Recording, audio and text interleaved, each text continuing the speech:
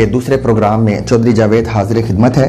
पिछले प्रोग्राम में हमने आपको लॉ ऑफ FIR, उसका स्कोप, उसकी इम्पोर्टेंस और उसका मिसयूज आपको बताया। उम्मीद है आपको पसंद आया होगा और आपका फीडबैक यही बताता है कि हम मज़ीद ऐसे प्रोग्राम्स जारी रखें। आज जो हम जिस पे बातचीत करने जा रहे हैं वो क्रिमिनल जस्टिस सिस्टम की बात तो नहीं है, लेकिन वो सिविल प्रोसीजर में आता है। और जो हमारा आज का सब्जेक्ट है, ये जिस पे हम आज डिस्कस करने जा रहे हैं, ये जिसका मिसयूज पे हम देखना चाह रहे हैं, वो है स्टेटस को, जिसे स्टे ऑर्डर भी कहा जाता है। नाज़रीन, पंजाब हुकूमत ने चीन के साथ मिलके 27 किलोमीटर लंबी ऑरेंज ट्रेन लाइन मंसूबा बनाया था। 164 अरब रुपए से शुरू होने वाली ये ट्रेन सर्विस 25 किलोमीटर पुलों के जरिए जमीन के ऊपर और 2 किलोमीटर ज़ेरे जमीन टनल्स में बनना थी। जो ही ये मंसूबा शुरू हुआ तो कुछ एहतजाजी मुजाहिरीन हाई कोर्ट चले गए और हाई कोर्ट ने जनवरी 2016 में पंजाब हुकूमत के खिलाफ स्टे ऑर्डर जारी कर दिया।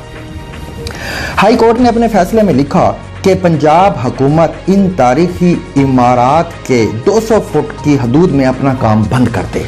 इन तारीखी इमारात में शालामार बाग, गुलाबी बाग, चुबुर्जी, ज़ैबुन्निसा का मकबरा, GPO, ऐवान औकाफ, सुप्रीम कोर्ट की रजिस्ट्री बिल्डिंग, सेंट एंड्रियो चर्च और मौज दरिया शामिल हैं। जब अदालत आलिया ने पंजाब हुकूमत के खिलाफ स्टे ऑर्डर जारी किया और उस पर अपना काम बंद करवा दिया, तो उस वक्त तक इस ट्रैक पे, इस लाइन पे जहां पे ये बन रही थी, उस पे खुदाइयां शुरू हो चुकी थी, सड़कें तोड़ी जा चुकी थी, स्तून खड़े किए जा चुके थे, बल्कि ज़ेरे जमीन टनल्स के लिए सुराख भी कर दिए गए थे। मगर जो ही ये ऑर्डर आए और उसके बाद ये काम वहीं पे रोक दिया गया। पंजाब हुकूमत 2016 अक्टूबर को लाहौर हाई कोर्ट के इस फैसले के खिलाफ सुप्रीम कोर्ट चली गई और सुप्रीम कोर्ट के एक 5 रुकनी बेंच ने इसकी समातें शुरू कर दी। वकील आते रहे, जाते रहे, दलाइल लिए जाते रहे, दिए जाते रहे और आखिरकार 17 अप्रैल 2017 को सुप्रीम कोर्ट ने इस केस पर अपना फैसला महफूज कर लिया और ये फैसला 8 दिसंबर 2017 तक महफूज ही रहा। 8 दिसंबर 2017 को सुप्रीम कोर्ट ने अपने महफूज फैसला सुनाते हुए पंजाब हुकूमत को ऑरेंज ट्रेन लाइन मंसूबा मुकम्मल करने की इजाजत दे दी। ताहम ट्रेन की थरथराहट चेक करने के लिए एक कमेटी भी बना दी गई। यानी इंसाफ का ये अमल 22 माह जारी और सारी रहा और इस 22 माह की ताखीर की वजह से इस मंसूबे का बजट 160 अरब की बजाय 260 अरब रुपया हो गया। और वो लोग, वो घर, वो दुकानें जिनके आगे से इस ट्रेन का ट्रैक को गुजरना था, जो कि खुदे हुए थे, 22 माह ज़लील ख़ार होते रहे। उनके अरबों रुपए के कारोबार तबाह बर्बाद हो गए। हमने नेपियर रोड के चंद दुकानदार और बिजनेसमैन से इस बारे में पूछा कि 22 माह की ताखीर ने आपके कारोबार पर क्या असरात छोड़े हैं। तो चंद एक दुकानदार की राय जरा आप भी सुनिए।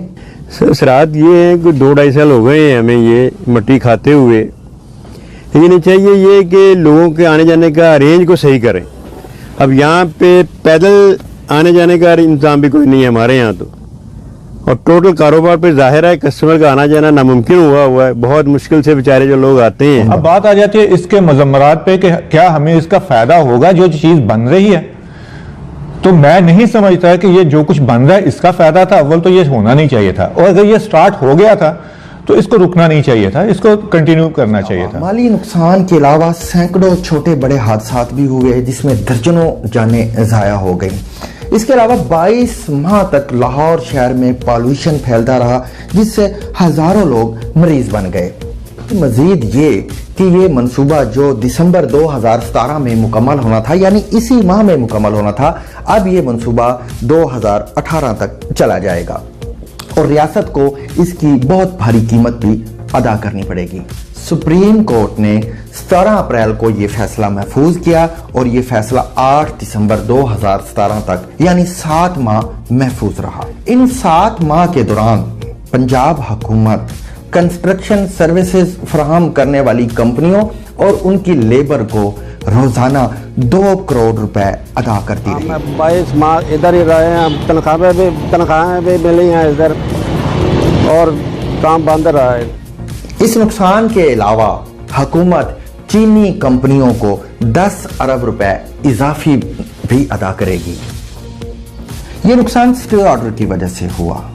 मैंने सुप्रीम कोर्ट की मायानास और माहिर और मुमताज कानूनदान बुशरा कमर से इस बारे में पूछा कि क्या स्टे ऑर्डर के कानून में कहीं ये बात मौजूद है कि ये कितने वक्त तक मुअस्सर रहेगा, इसकी मुद्दत कितनी होगी, या एक बार स्टे ऑर्डर जारी होने के बाद क्या वो सारी जिंदगी ही जारी रहेगा, या कानून में उसका कोई टाइम फ्रेम भी दिया गया है। बुशरा कमर, इसकी स्पेसिफिक मुद्दत एज सच तो नहीं, लेकिन इसमें ये है कि कोर्ट जो है वो कर सकती है इसमें order until further orders at any time. मोहतरमा बुशरा कमर साहबा, ये फरमाइएगा कि अगर कोई अदालत किसी इदारे, फर्द या रियासत के खिलाफ स्टे ऑर्डर जारी करती है और उस स्टे ऑर्डर जारी होने के बाद करोड़ों या अरबों रुपए का पार्टी का नुकसान हो जाता है और बाद अज़ा आला अदालत निचली अदालत के फैसले को बदल देती है, तब्दील कर देती है, ये खत्म कर देती है, तो क्या उस फर्द, उस पार्टी, उस इदारे या रियासत की कोई कंपनसेशन कानून में मौजूद है? अगर वो रॉन्गफुली जो है वो दे दिया गया है रिलीफ, तो उसके लिए उन्हें सेपरेट ही जाना पड़ेगा कॉम्पनसेशन के लिए। कोर्ट जो है वो उनकी उस पिटीशन में उनकी कोई दादरसी नहीं कर सकती एक्सेप्ट कि वो स्टे वकेट कर दे। और इसमें ये जो इंटरम रिलीफ का जो कॉन्सेप्ट है या स्टे ऑर्डर का जो कॉन्सेप्ट है, ये प्योरली डिस्क्रिशनरी पावर जी जी, लेकिन मैं अपना जरा सवाल आपको जरा थोड़ा सा समझा नहीं पा रहा हूँ, मैं इसको जरा दूसरे एंगल से करता हूँ। आप देख रहे हैं, आप भी उस वक्त कोर्ट में मौजूद थी कि ऑरेंज ट्रेन लाइन जो शुरू हुई थी, इस पे लाहौर हाई कोर्ट ने स्टे ऑर्डर जारी करते हुए इस काम को रोक दिया था और ये काम 22 माह रुका रहा। इस 22 माह काम रुकने की वजह से ट्रेन का जो बजट था वो 164 अरब से 260 अरब पे चला गया और मजीद ये कि स्टेट 2 करोड़ रुपए रोजाना ये 22 माह में लेबर को और कंस्ट्रक्शन कंपनियों को अदा करती रही। तो जो ही ये मैटर सुप्रीम कोर्ट में गया, सुप्रीम कोर्ट ने उस फैसले को सेट असाइड कर दिया। तो क्या जिस जज ने, जिस अदालत ने ये ऑर्डर जारी किए जिससे ये अरबों रुपए का नुकसान भी हुआ और ऊपर वाली अदालत में जाके उस फैसले को बदल दिया गया, तो क्या उस जज के खिलाफ कोई इंजबाती कार्रवाई, कोई इंक्वायरी मुमकिन है या कानून में इसकी कहीं पे कोई शिक मौजूद है? आप यहाँ पे सिर्फ एक चीज को देख रहे हैं कि इसमें इदारों का नुकसान हुआ, इसमें गवर्नमेंट का नुकसान हुआ, इसमें आप उन जो प्राइवेट पर्सन्स हैं जिनके राइट्स इन्फ्रिंज हो रहे थे या जिस वजह से वो स्टेटस को ऑर्डर जारी किया गया था, आप उसे इग्नोर कर रहे हैं। कोर्ट्स जब भी स्टे ऑर्डर्स जारी करती हैं उस वक्त वो दोनों राइट्स जो पार्टीज हैं उनके हुकूक को देखती हैं। अब अगर गवर्नमेंट जो है वो कोई अपनी गलत पॉलिसी जो है वो बनाती है और उस पर प्रॉपर फिजिबिलिटी नहीं देखती है, तो उसमें अगर उसे कोई लॉस होता है तो वो प्राइवेट पर्सन्स ने तो नहीं भरना। अब प्राइवेट पर्सन्स जो है उनकी जायदादें जो है वो बीच में आ गई, उन्हें घरों से बेघर कर दिया गया, कॉम्पेंसेशन जो है वो डिले हुई। अब ये सारी चीजें कोर्ट्स ने देखी। जी, दरअसल आप ये कहना चाह रही हैं कि अदालतों का इत्मीनान या उनका मुतमईन होना जरूरी था। आप ठीक कह रही हैं कि अदालतों का मुतमईन होना बेहद जरूरी होता है।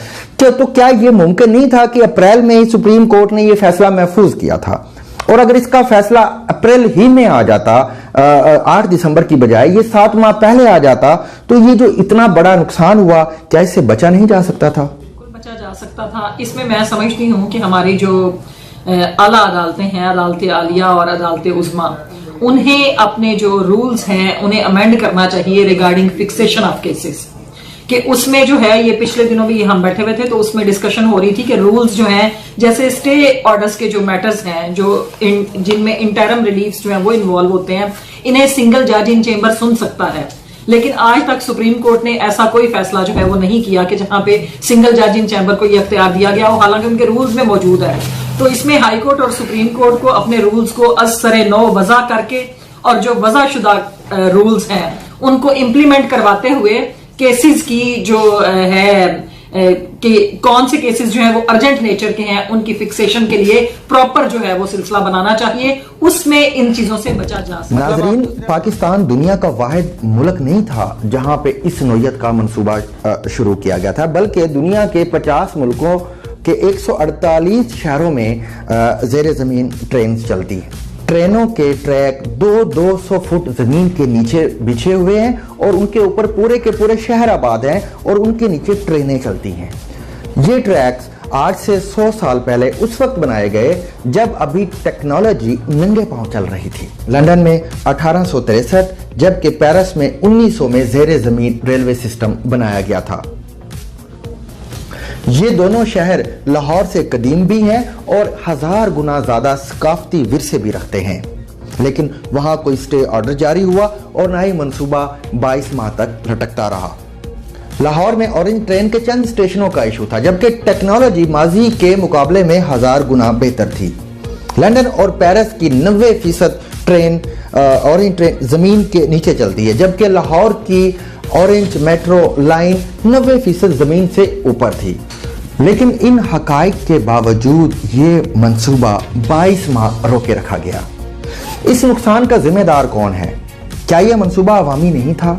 کیا یہ رقم غریب عوام کی امانت نہیں تھی؟ ہم چند لمحوں کے لیے ان سوالات کو سکرین آؤٹ کر دیتے ہیں۔